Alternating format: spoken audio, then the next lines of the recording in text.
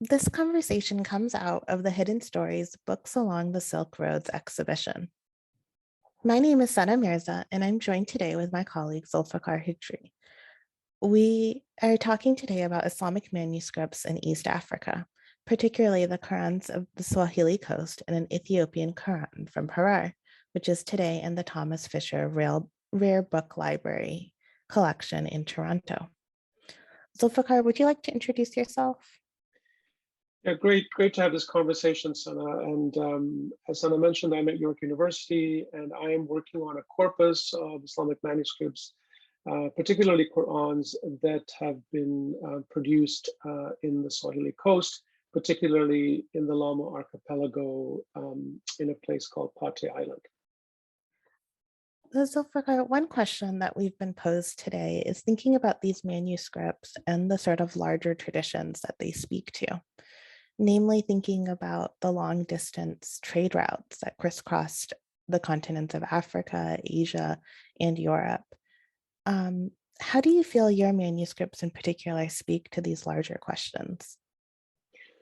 Well, I think partly the manuscripts that I'm working on, their characteristics, the materials they use, the skills displayed in them in terms of calligraphy, in terms of the content, the annotations and so on, indicate that Pate Island, in the time that these manuscripts were produced, was part of a broader set of interconnected worlds, which is fascinating because one often thinks about this part of the East African coast as some kind of, remote place. But at the time of the late sort of 18th, 19th century, early 19th century, these places were really centers of incredible ingenuity and production.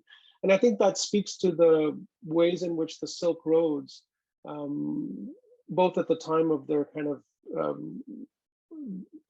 development and also in their afterlives, had so much to say about how these communities were integrated across vast distances, both along land routes, but also along sea routes. And for my manuscript corpus, the Indian Ocean was central to this, set of developments. Yeah. I feel like that's so clear when you overlay these two maps as well, thinking about these major Hajj routes and other trade routes that connected these regions. I studied the manuscripts from Harar in Ethiopia, and I would describe it in very much the same way, that Harar was part of these larger trans-regional routes, but in contemporary historiography, it often gets left out of the conversation. But in the time, particularly in the 17th and 19th century, it was very much part of these larger conversations and communities. And thinking about these trade routes really sort of changes that conversation and places both Harar and Pate Island as part of these nexuses connecting trade routes within the African continent, as well as in the Indian Ocean and Red Sea. Yeah, I think one of the things that we should be thinking about is why Africa and sub-Saharan Africa in particular had been left out of these broader conversations in scholarship and in all disciplines, whether it's art history or literature or the production of manuscripts. I think that Harar and Pate Island on the Eastern African sort of areas suggest that there's a problem with scholarship in terms of the way it's portrayed these places as somehow peripheral or derivative, or people never collected manuscripts from these places. They never thought of them as interesting or important. And I think that that's an important question to ask, is why that happened. And now in our work, that's become sort of paramount, because it then speaks to how we can reimagine even the Central Islamic lands and their connections to these places, and how there was such a cross-fertilization of ideas and talent and materials across these different regions, which hitherto has not really been explored or examined in any systematic way. I think those are such excellent points. And even looking at this map map, you can see how the networks of Africa haven't been as well represented as those of West Asia and South Asia. Um, Yeah, and how things moved across these different places in terms of book production. I think oftentimes there's, in the terms of the Silk Road and the Silk routes, there's been kind of this east-west conversation, almost from sort of the Mediterranean, the far reaches of the Mediterranean into the Iberian Peninsula, and then through Central Asia into China.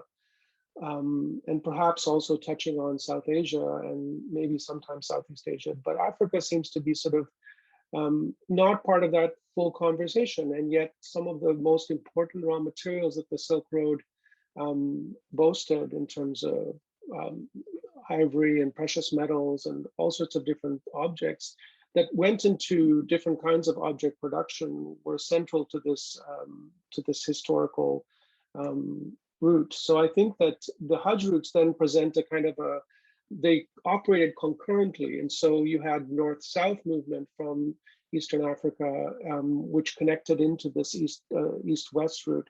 So I think that there's lots of explorations to be done, which would fully engage sub-Saharan Africa into the conversation. And that's one reason I'm so interested in Harar in particular is I do think it allows us to challenge some of these perhaps biases that are in the way that Islamic art is presented today or the canon of Islamic art is presented. Harar is a city that is incredibly unique within the history of Ethiopia. From at least the 9th century, it has been a center for Islamic learning and scholarship. And it's important to say that while today it is a huge tourist site, it would have been one of many, and there are multiple Islamic centers of scholarship and learning in Ethiopia, which of course has a really long history of Islam and connections with the Arabian Peninsula, even predating the birth of the Prophet Muhammad. Harar in particular seems to have gained greater prominence in the 13th century, and that's often linked to the relocation of Sheikh Abadar, who relocated from Mecca with a huge number of students. And today the city is known for having hundreds of tombs and shrines. And you can see them sort of dotted here on the map. And these tombs radiate out from the center, but that the Zawiya of Sheikh Abadar is still one of the most vibrant centers of the city.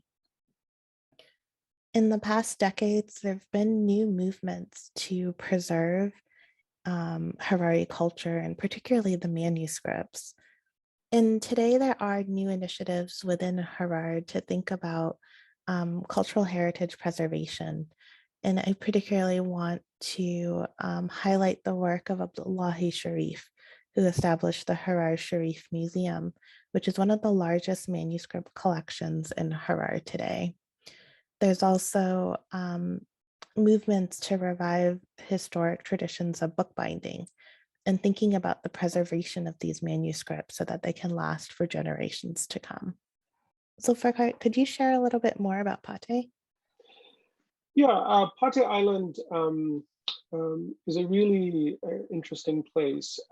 It's one of the oldest sites of Muslim presence on the Eastern African coast. It has some of the most interesting sort of histories.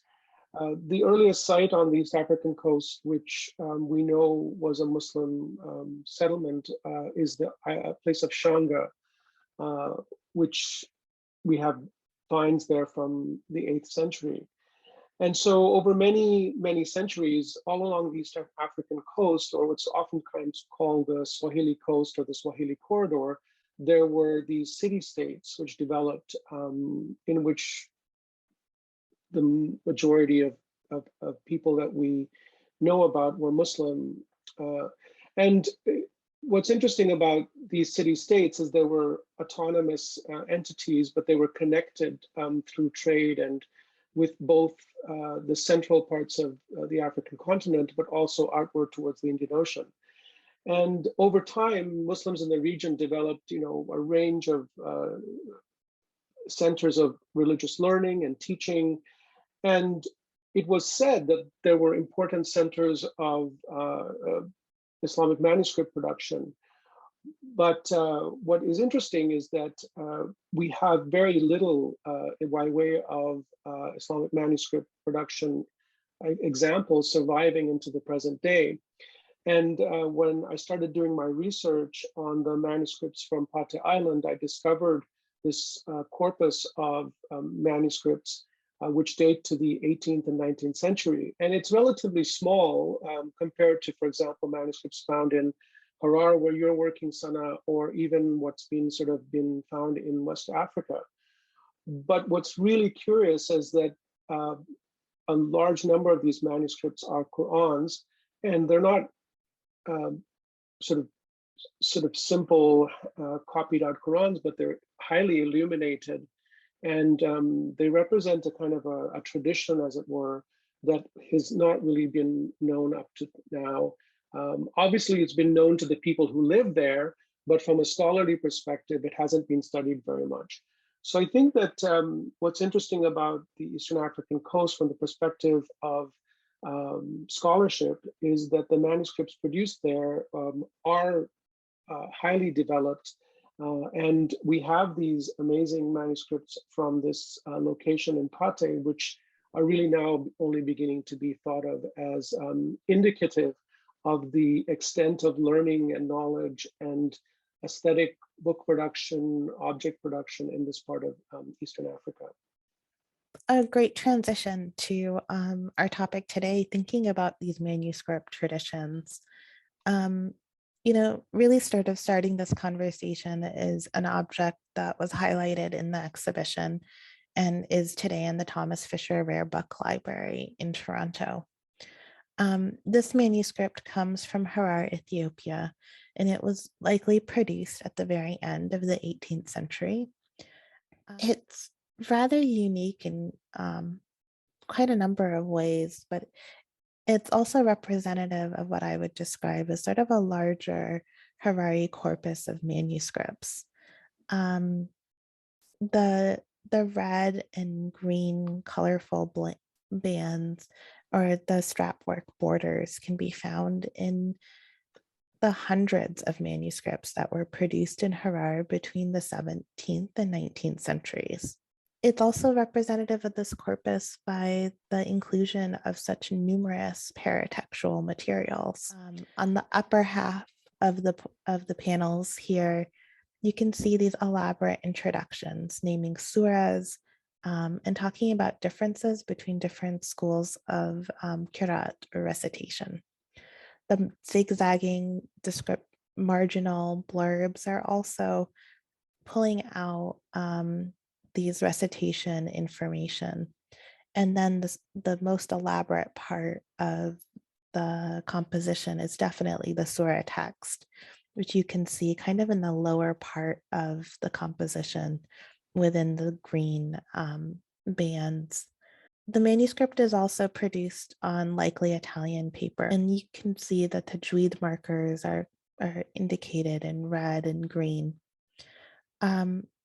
But this manuscript is really representative of an entire tradition. And here you can just see a few of the manuscripts one finds in Harar today. And there are literally hundreds, if not thousands, of manuscripts that survive, many of which still remain in Harar in the Harar Sharif Museum, in local family collections, in the mosques and zawiyas within the city. Others are in collections in Ethiopia, such as the Institute for Ethiopian Studies at Addis Ababa University, and in collections in the US, Canada, Europe, as well as the Middle East. These manuscripts give just a glimpse of the variety, but also the development of what I would describe as a clear stylistic choices and traditions within Harar. We'll talk about those a little bit more, but I also wanted to highlight here a traditional Harari binding. These are often stamped and they have an envelope flap that sort of curves over the open edge of the text block.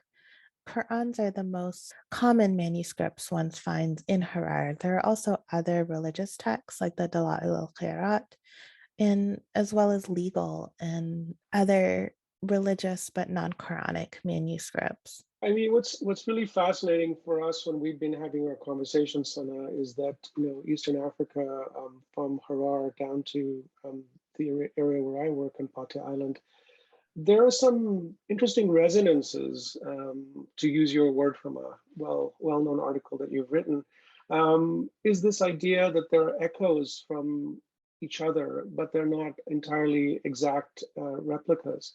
And so the Quran that I'm showing here and we'll be discussing throughout the talk today is from Faza, which is in the northern part of Pate Island.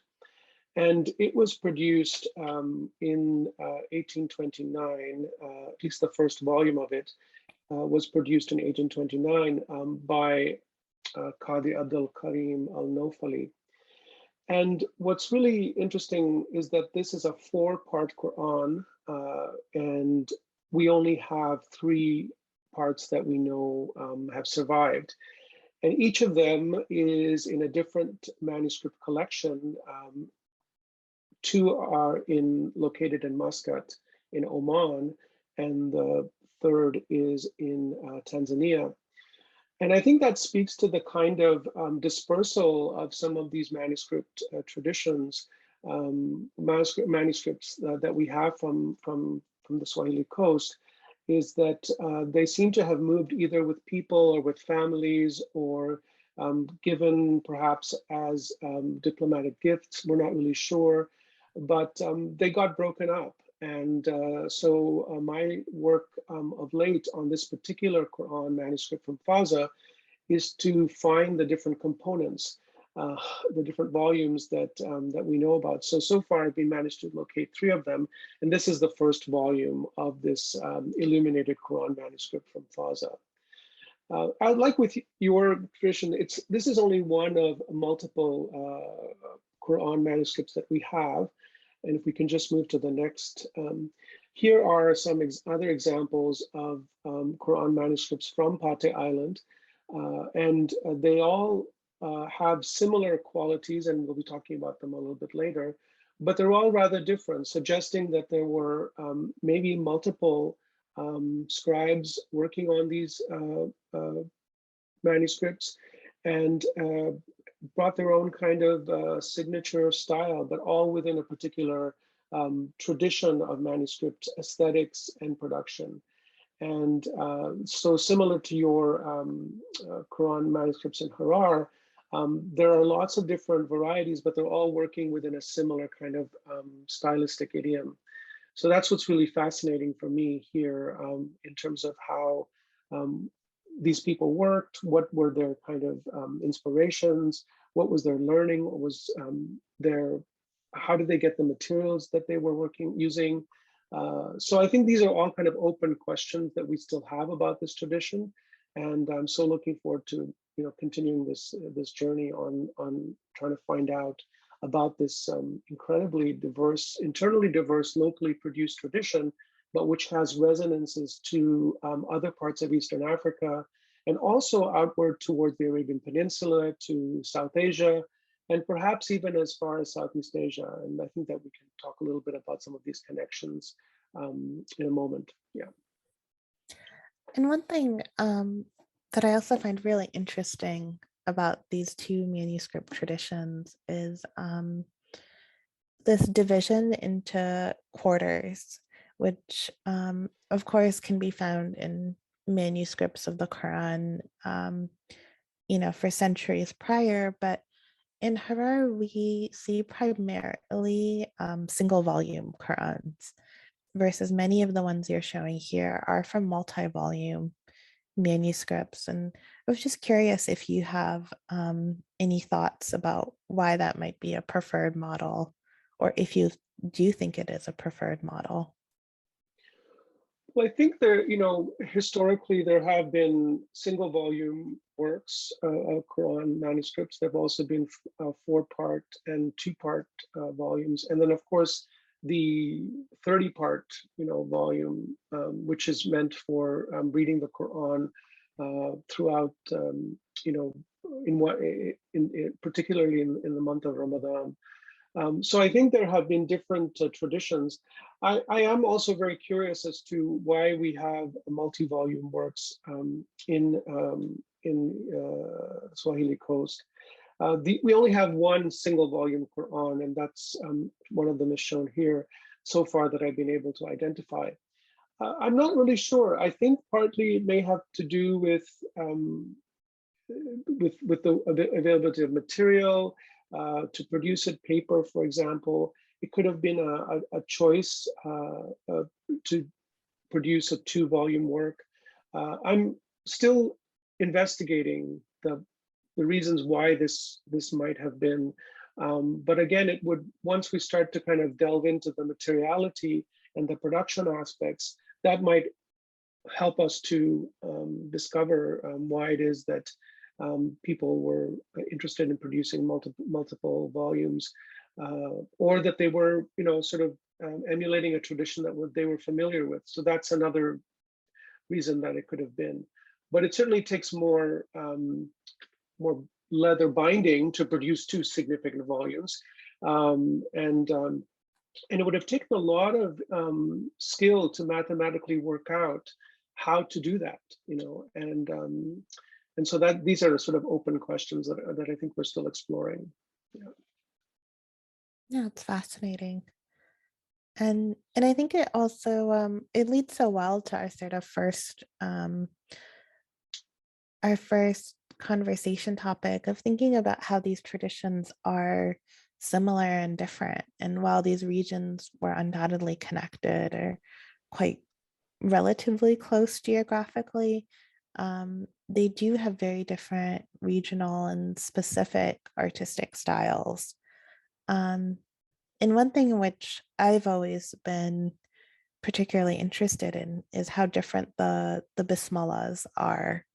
In the Fisher example, you can see how the bismillah really kind of almost is its own division of the page, the really strong line. And on top of it here, you can see the non-Quranic text. So here it's the surah heading, which is kind of wedged in red, which is, you see 2 lines of text in what really was sort of a 1 line of Quranic text. But the way that sort of the bismillahs are rendered are very different than what you would find on the Swahili Coast. Is that correct? Yeah, I think what's interesting before I get into the details of this is that I think that there's been in the Quranic tradition of manuscript production, historically, there's been an attempt to kind of separate the Quranic text, which is considered by Muslims to be the word of God, and the extra Quranic material. So for example, the names of particular verses or commentaries on those verses. And I think that tradition is reflected in the ways in which the Qur'ans in the Swahili Coast and even in Harar have been produced. And so through the use of different ink colors or framing devices or decorative sections, the scribes are actually pointing towards some kind of an understanding that they want to convey to the readers of their of these manuscripts. And in the case on the Quran from Faza, you see here on the screen, you have this elaborate basmala on the right-hand side of the page here, which is beautifully rendered, but it's framed out because some Muslims consider these basmalas to be not part of the original Quranic text, but a way to kind of open and invoke the name of Allah, God. before moving towards the full recitation of a particular verse. And here you also have the division marked in this frame of the surah itself, the actual verse name. And so the framing devices, the decorative devices, the scale of text here are all indicative of different components of the Quran, but the main text of the Quran is rendered in this black. And here, the first line of it, of this particular verse, is given a special treatment. I think these are all kind of interesting, not because, of course, they're beautiful and aesthetically very pleasing to look at, but also they may also tell us about the traditions that these scribes were familiar with or drawing on, or were local and were sort of expressing through these different embellished sections. And so I think that, as you said, Sana, in the Fisher Quran, you have these basmalas as operating almost as ways of dividing up the page. In the Swahili Coast Qurans that I'm working on, invariably it is the framing boxes or rectangular sort of frames here, and decorative sometimes, that mark the division between the Quranic text and the non-Quranic text. And I love your point about the differentiation between sort of Quranic and non-Quranic text. And Travis today and Alia Karami have written a little bit in in a much earlier period of even sort of scholars weighing in on how non-Quranic text should be rendered within Qur'ans. But one thing that I've always thought was really interesting is thinking then about this sort of shared heritage as well of a Quranic manuscript. And as Zulfikar said, what are these scribes looking at? In both manuscripts, you see those triangular verse markers where there are three dots, kind of like a pyramid. For both, surah titles are written in red. And there is that effort then to distinguish, to make these, Quranic and non-Quranic texts different. And these marginal notations are something I find particularly fascinating, but they are very clearly not Quranic in the way that the scribe has presented them. Yeah, oftentimes they're commentaries with the names of people for different readings, what you mentioned, Kirat, and what the variations are between different historically known Quranic reciters, readers, so that the person looking at this material would be able to, this page, for example, will be able to distinguish and know that this is the way, this is why they've chosen to kind of render the script in this particular way. So I think that it becomes, there are many layers of this, of even a single page that that could tell us a little bit about the history of these traditions, both in terms of the scholarly connections that they have and what they're focusing on, and also the aesthetic and calligraphic and stylistic dimensions, and how these kind of work in relationship to each other. And in the Harari manuscripts, the only time we see sort of similar banners like your Bismillah here is in the first half of the 18th century for surah titles. But they're not used for every surah. They tend to actually only mark the sort of quarter divisions, or particular surahs like Surah Yasin.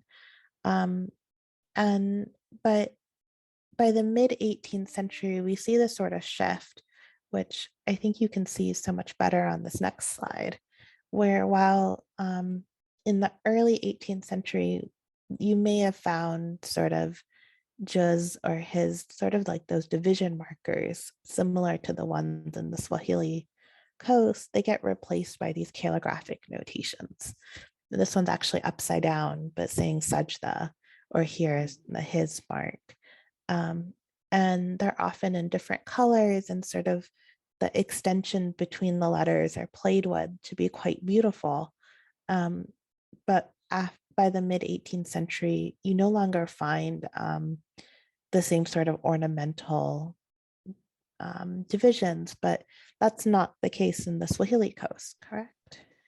Yeah, I mean, what was really fascinating for me with this Quran from Faza is the extent of the embellishment and the flourishes of the sajda markers and the his markers.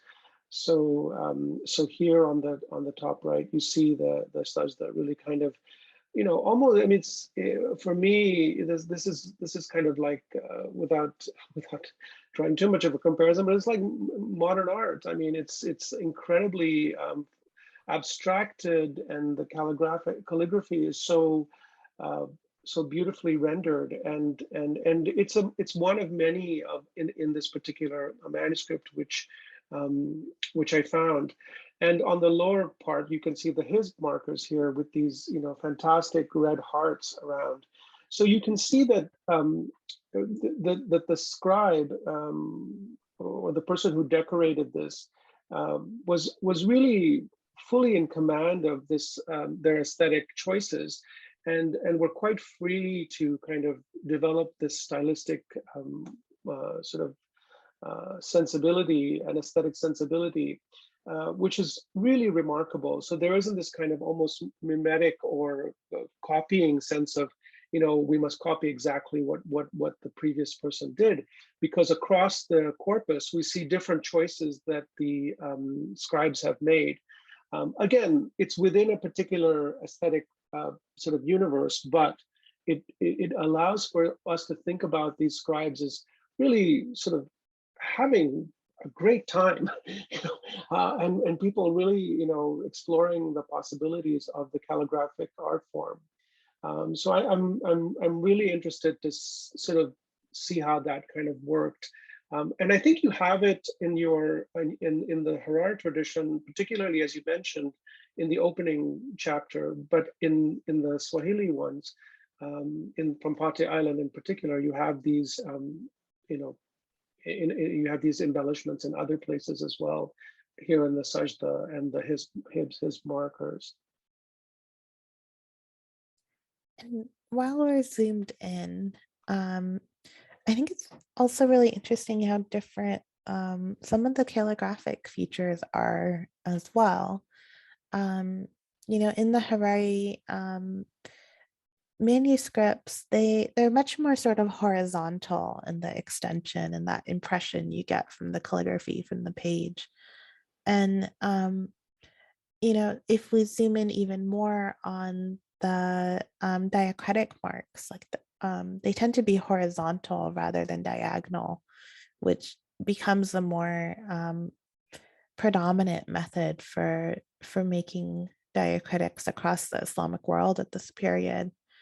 Um, and there's other sort of features where the sublinear letter forms are a little bit more wedge shaped and um, kind of extenuated, which, at this point, these forms are a little bit more incorporated into what I would describe as a Harari script. But in the earlier part of the 18th century, we see them a little bit more in stark contrast. And it has led me to describe the script as a sort of Bihari-esque. So Bihari is a script that was reserved for the Qur'an in pre-Mughal India. And it was known for horizontal diacritics as well as these kind of very angular letter forms with the juxtaposition of the vertical and horizontal elements. And many of the Qur'ans written in Bihari script had these zigzagging marginal um, annotations about on reflecting the Qur'an differences. Um, Recent research by Eloise Bractela-Perrier has suggested that Bihari had perhaps continued into the 19th century, and then some examples have been found in Yemen, in Southeast Asia, which it sort of opens up the possibility that maybe this sort of Bihari-esque script could be a more Indian Ocean phenomena. And if that is the case, it would be really interesting for Harar to think of the scribes as part of this larger tradition.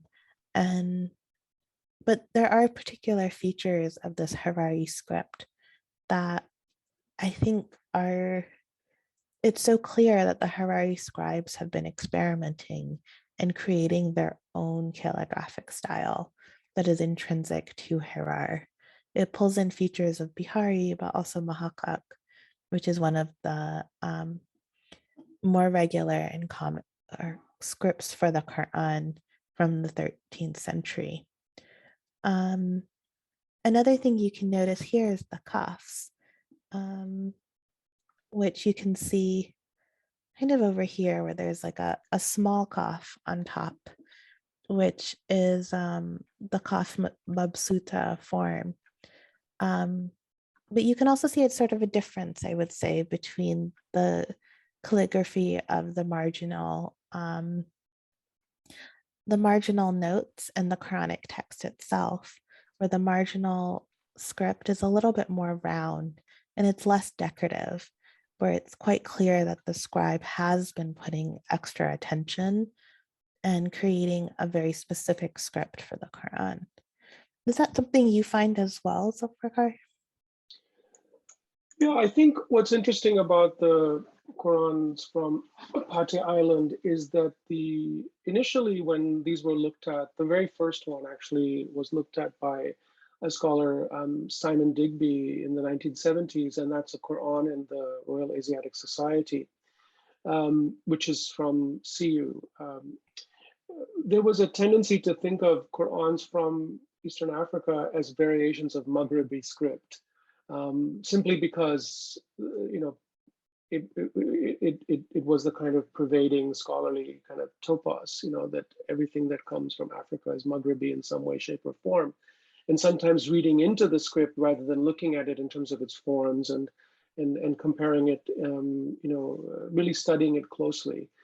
So I think that now, I think in terms of the ones that I'm looking at, I can fairly safely say that these are not in any way Maghrebi in the sense. And of course, what I think more recent scholars of calligraphic script from West Africa and Sub-Saharan Africa and other parts of Africa have been saying is that Maghrebi is a kind of an overall arching term, in which there are many variations, which have nothing to do with the standard idea of a Maghrebi script. And I think that again, in Elwaz's work, there is a sense that Bihari is a kind of a name, a category, but within which there are many variations. And I think also from the more sort of standard scripts, whether that's Mahakak or others, I think the scholarship has now moved to thinking about these as having many internal variations, and that while there was perhaps a so-called canon of scripts, that in fact, there was a lot of local variety and people developed their own sort of versions of these, looking at using their own intuition, knowledge, learning, etc. So in terms of what's happening in terms of the Qur'ans from Pate Island, what I really find is remarkable is that there's a great deal of similarity between the different manuscripts that are found in terms of rendering the Quranic script. And what is really distinctive are the swooping tails that you see here of certain letters like Nun and so on, and the drops below the line of these memes. And that is really kind of a very interesting kind of tradition locally, which seems to be across the different Quran manuscripts that I found. Also, what's interesting is that in many of the Qurans, the kaf mabsuta, which you mentioned, is colored in with this red sort of coloring. And again, that seems to be something that's quite distinctive. It doesn't happen in every single Quran, but it happens in a number of them. And again, I've been able to trace some of these to the subcontinent, to Gujarat and other places where this tradition seems to also be not in Quranic manuscripts, but in other manuscripts. So whether this was kind of a 19th century, late 18th, early 19th century stylistic thing that was traveling around the Western Indian Ocean, or whether it was people from the local communities who were in touch with scholars and scribes from other places, or whether they independently sort of developed these styles, it's very difficult to know. But I think what's interesting is that I would say that the Quran scripts in coastal East Africa, in the Swahili coast, and particularly in Pate Island, have a remarkably consistent script style, which seems to be locally transmitted from one person to another or shared between a group of scribes.